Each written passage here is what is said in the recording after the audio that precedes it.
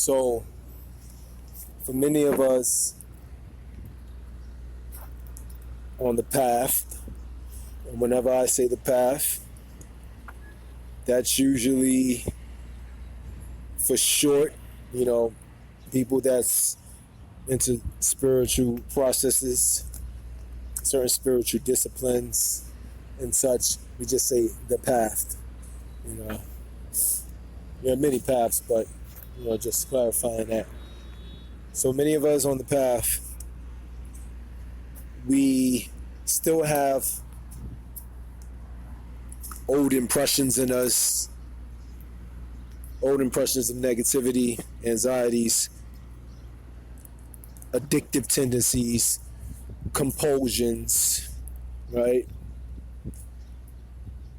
And for a lot of us, this is what brought us to the path, to become whole again and to transmute, not get rid of, but transmute what we once feared inside of us, negativity and phobias and these compulsions and such. The art of transmutation means taking something that is one element and then shifting things around, and then, like in the process of alchemy, making it into a whole another element, a beneficial element. That's what transmutation means.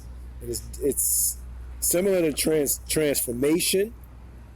Transmutation is a kind of transformation, but not all transformation is transmutation. Okay, I don't want to get all super deep on y'all, so let me get right back to the point. So a lot of these, imbalances within ourselves brought us to the path.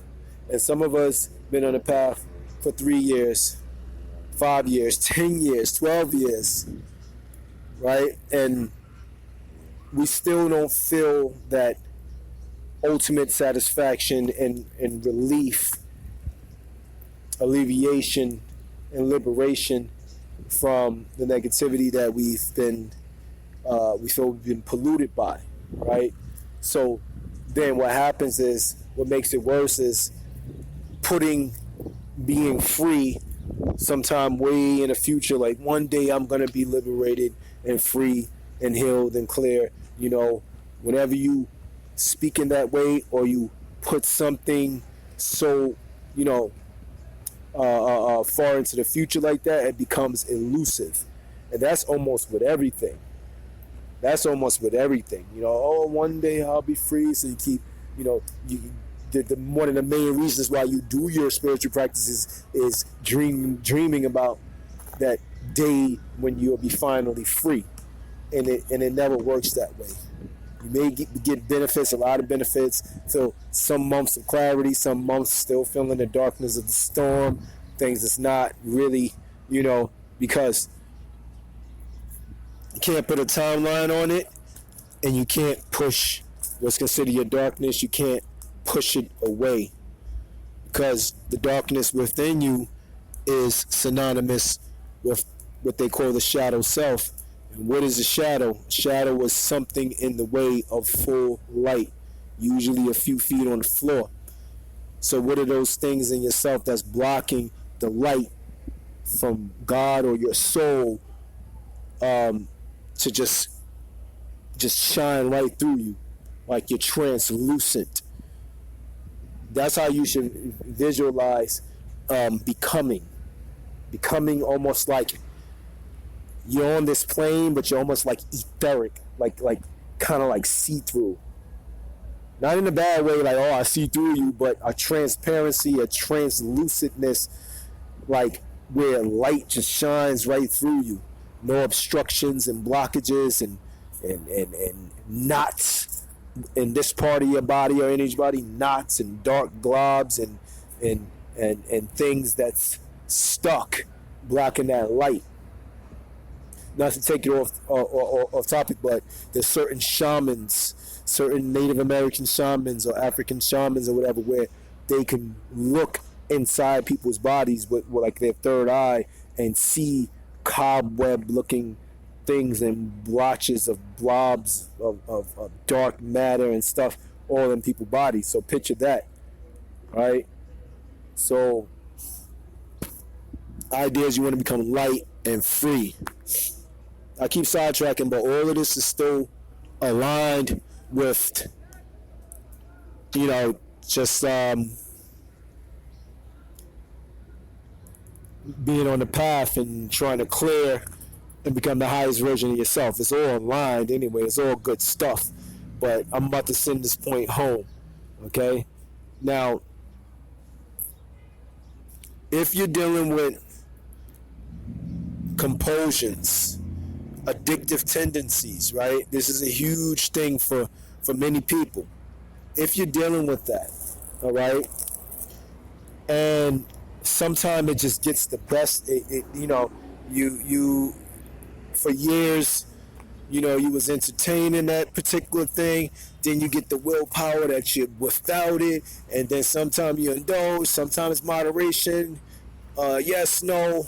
It's like this fight. And sometimes it comes up like the darkest storm where it's like you're possessed and it makes you reach out for that thing, whether it's drugs, whether it's sex, whatever it is, right? I want you to start looking at it like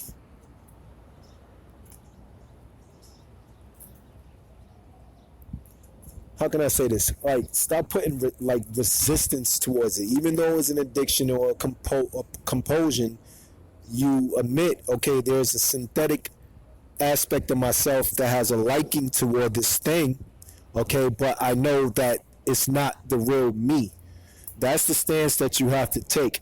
There is a synthetic aspect of me, right, which was created through the mind. Yes, a false entity, almost like a phantom entity, and it exists because there are neuron and brain centers that fire up electricity, and it's like this entity comes alive with this compulsions and cravings, and that's all it is. This entity was created as an electrical charge that is within your brain and nervous system.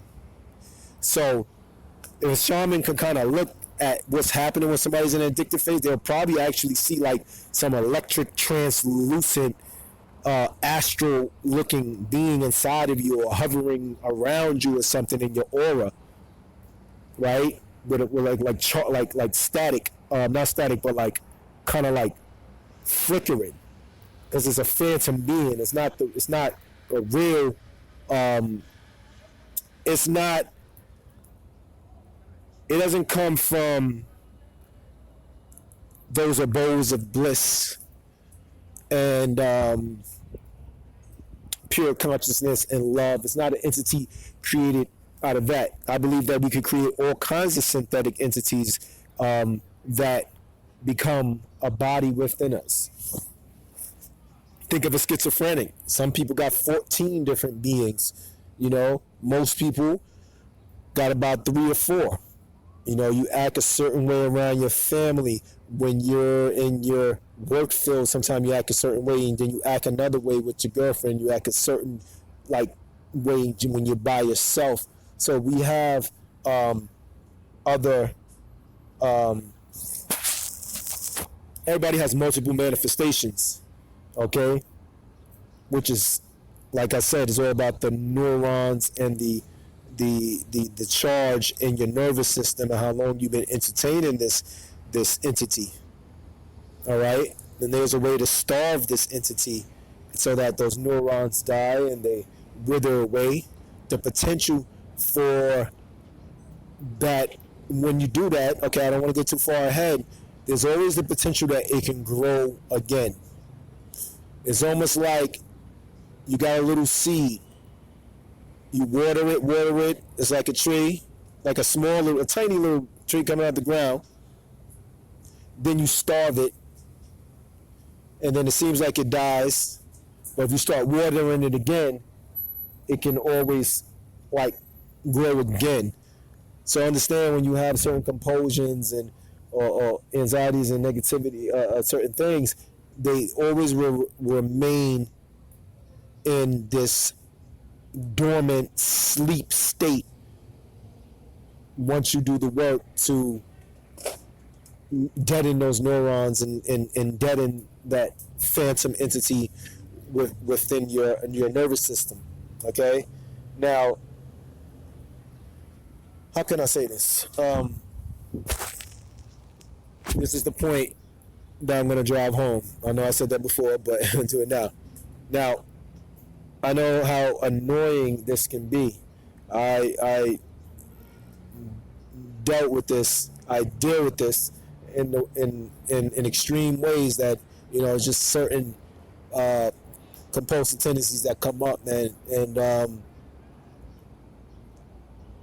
I've been doing a lot of spiritual work, seeing the light, and like, wow, I think I'm there now. And then boom, like a storm, it just came, took me by surprise, and resurfaced higher than ever. And for like a week's time, I really felt like I'm like what the fuck is happening? Like all is lost. All that I was doing, like why all the work I'm doing, like this is like going backwards. And what I'm taking a step back from, how can I say this? I'm because I know the science. Hold on one second.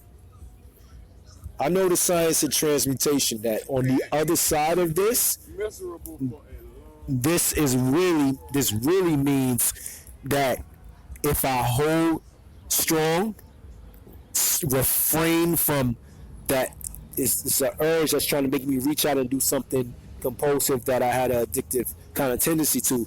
If I refrain, hold strong, refuse, not deny that pleasure neurons. Yeah, I know I'm not denying that thing is, but if I win this time, that means, and this is for everybody, that there will be a memory within your brain, because it's a memory, an imprint of everything in subconscious. There'll be a memory of the strongest upsurge ever, because that's what it really feels like.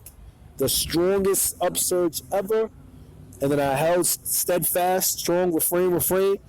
Because when you do that for some time, whether it's days or 5, 6, 7 days, 8 days, it has to die. Because that thing is not getting fed, so it'll fizzle back down. And that's what's starting to happen. And once that happens, we're knowing the laws of transmutation and the opposite end, it means that a gate of higher freedom is going to be open now. Because remember, what seems like the darkest of darkest things, when you flip the coin in the aspect of in the art of transmutation, is really your liberation, your freedom. So this suffering that really threw me off my horse in the last 7 days, like I felt bewildered, like stuck, eating junk food, bags under my eyes, like really weighed me down in the darkest every way.